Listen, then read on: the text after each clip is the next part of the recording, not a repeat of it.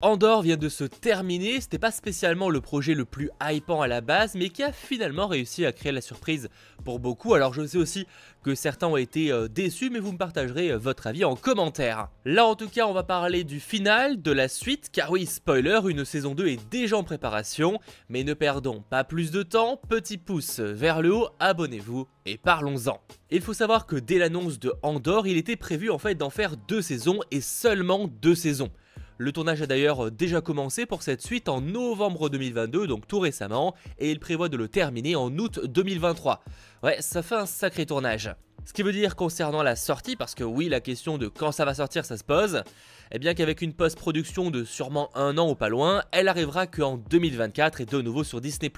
Car vouloir sortir ça en 2023, sur le papier ce serait sûrement possible, mais ça demanderait beaucoup plus de budget pour pouvoir terminer la post-production plus rapidement. Et ça, pas sûr que le studio soit très chaud.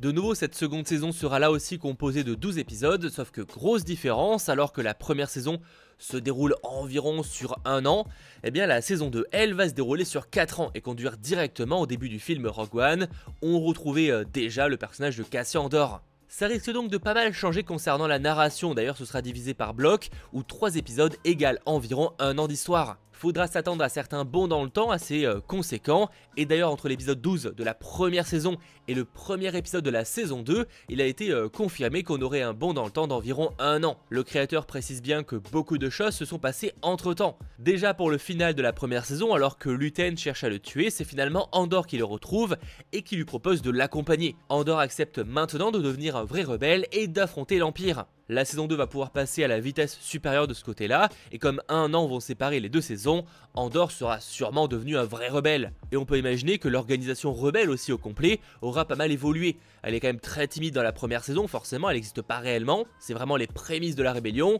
Là au bout d'1 an, on peut imaginer que c'est un peu plus présent, et qu'elle sera de moins en moins discrète aux yeux de l'Empire. Je suis par contre assez curieux de savoir comment va terminer le personnage de Luthen, parce qu'il a été créé pour la série, il n'apparaît dans aucun programme, que ce soit Rogue One ou autre. Est-ce qu'il va donc survivre à la seconde saison? C'est pas dit, mais on peut vraiment se poser la question.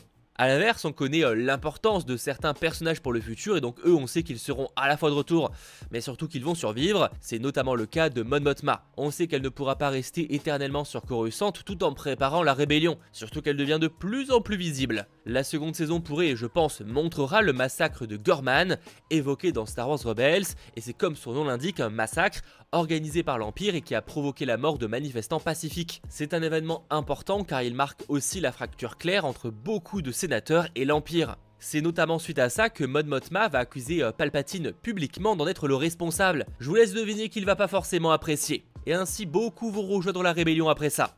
D'ailleurs cet événement est déjà mis en place dans la première saison car le personnage fait référence à plusieurs reprises à des problèmes liés à une planète du nom de Gorman. J'aurais donc tendance à penser que c'est un passage obligatoire pour la seconde saison, mais ça a affaire à suivre. Surtout que le fait d'avoir des blocs de 3 épisodes racontant 1 an devrait permettre aussi de voir directement les conséquences parfois à long terme d'une action, ce qui n'était pas forcément possible dans la première saison.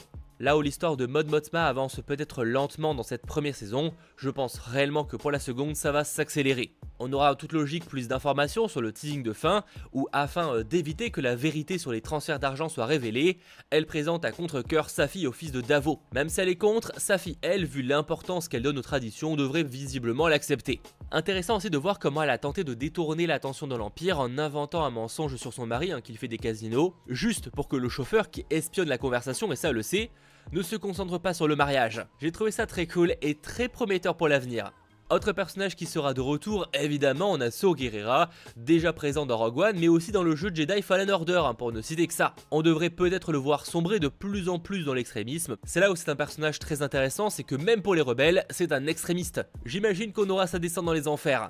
A savoir que je vous parle évidemment de retour, mais le créateur de la série a également confirmé qu'il n'y aurait aucun mort dans l'année séparant les 2 saisons. S'ils sont là dans le final, c'est qu'ils seront de retour dans la suite. Je ne vais pas tous vous les citer, mais donc c'est le cas de Bix, etc. Mais aussi des méchants que sont Cyril et Debra, plus proches que jamais dans ce final, d'ailleurs de manière assez étrange, et je ne serais même pas étonné si les deux, pendant l'année de Bond dans le temps, commencent à travailler ensemble. Cyril en rêve, ça va finir par arriver. La saison 2 de Andor nous montrera également la rencontre entre K2SO et Cassian qu'on avait pu découvrir dans Rogue One. Il a été teasé par le créateur qu'il voulait raconter son histoire et quand ils le feront, ce sera de façon spectaculaire, hein, c'est vraiment leur mot. Autre information confirmée, la seconde saison nous fera aussi visiter de nombreuses planètes de l'univers, donc ça en soi c'est assez classique, mais notamment une bien connue des fans, Yavin 4. On sait que l'Alliance rebelle a utilisé les lieux un certain temps comme base secrète, avant d'être obligé notamment de migrer vers Hoth, un lieu carrément moins hospitalier. On peut aussi pour terminer penser que l'étoile de la mort sera de nouveau évoquée dans la seconde saison. Si je vous dis ça, c'est que peut-être certains sont passés à côté, mais cet épisode final comporte oui une scène post-crédit. Elle nous tease en fait à quoi servaient les objets fabriqués par les prisonniers de Narkina 5. Elle servait tout simplement à fabriquer l'arme de l'étoile de la mort. Tout simplement, mais très efficace. C'est plus ou moins tout ce que j'avais à dire sur cette série Star Wars Andor. J'avoue que j'ai très hâte de découvrir la seconde saison, mais malgré tout il faudra être patient, hein, ça ne débarquera logiquement pas avant 2024, mais l'aspect bond dans le temps m'intéresse beaucoup parce que ça va vraiment permettre de voir réellement les conséquences d'une action sur le long terme, et ça c'est très cool. J'espère en tout cas que cette petite vidéo vous aura plu, et si c'est le cas, pensez de nouveau à lâcher le petit pouce vers le haut, à vous abonner, et la prochaine série Star Wars, normalement, ce sera un certain The Mandalorian, et là aussi j'ai très hâte. C'était votre geek, Mathéo, ciao tout le monde.